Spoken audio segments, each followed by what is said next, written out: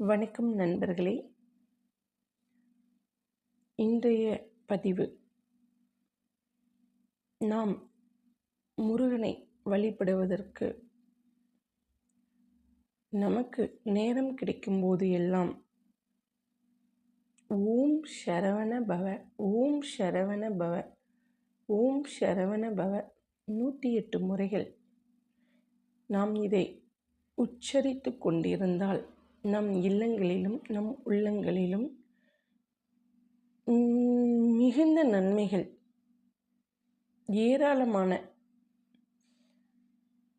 வீட்டில் இருக்கட்டும், இல்லை நம்ம வெளியே போகிறப்போ நம்ம ஒரு விஷயத்துக்காக போகிறோம், ஒரு பிஸ்னஸ்க்காகவே போகிறோன்னு வச்சுக்கோங்க. அதை நம்ம சாதிக்கணும். அப்போ நம்ம உதடுகள் உச்சரிக்க வேண்டியது ஓம் சரவண பவ, ஓம் சரவண பவ. இப்படி நம்ம சொல்லிகிட்டே போனோம்னா அந்த காரியங்கள் நிச்சயமாக நன்றாக நடக்கும்.